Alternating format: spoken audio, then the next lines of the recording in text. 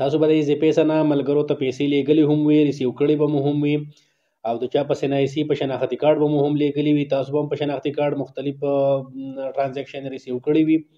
نو نن به موږ تاسو پوهیو چې مثلا که تاسو غلط ټرانزیکشن وکړئ، په غلطۍ د چا په نمبر په غلط شناختي کارت باندې ولېږلی شي، نو هغه به څنګه ریورس کوئ، څنګه به واپس کوئ. نو راځئ موږ سره د موبایل سکرین سایډ ته ځو، خو ویډیو به نه سکیپ کوئ ځکه چې بیا به تاسو نه پوهېږئ. نو راځئ موږ سره خپل ایزي پیسه اکاونټ ته به لاړ شو. دا زموږ ایزي پیسه اکاونټ ده، دلته به تاسو ته دا 3 لاین ښکاري، په دې به کلیک وکړو. په 3 لاین چې مو کلیک وکړو نو لاندې به راشو، دلته به تاسو ته ښکاري کسټمر سپورټ، په دې باندې به کلیک وکړو. په دې چې مو کلیک وکړو تاسو ته بیا راپاس نمبر کویک هیلپ ښکاري، په دې باندې به کلیک وکړو.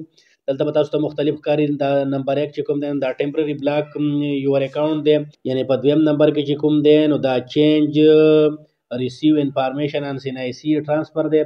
په دریم نمبر چې دی نو اپډیټ SNIC ایکسپایری ډیټ دی. په څلورم نمبر ریورس SNIC ټرانسفر ټرانزیکشن، نو په دې باندې به کلیک وکړو. په دې چې مو کلیک وکړو داسې یو انټرفیس به موږ ته شو کړی شي.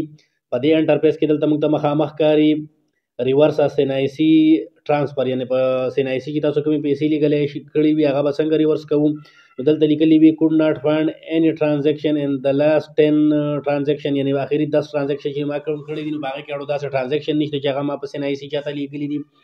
او بیا دلته لاندې چې تاسو راشئ نو لاندې وګورئ، لاندې به لیکلي you can only reverse transaction from past 3 months، یعنی دا اولنۍ 3 میاشتو چې 3 میاشتې شوي وي د هغه ټرانزیکشن تاسو واپس کولی شئ، ریورس کولی شئ.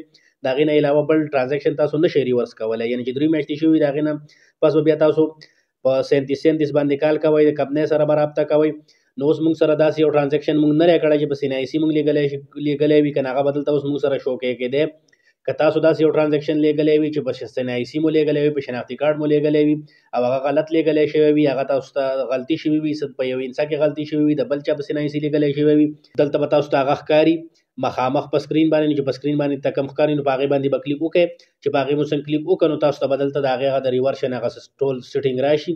نو په هغه طریقه باندې به تاسو هغه پیسې خپلې ریورس کوئ، یعنې واپس کوئ به چې کوم په غلط اکاونټ تللي وي. نو دا یو اسانه طریقه ده، په دې کې څه راکټ ساینس نشته.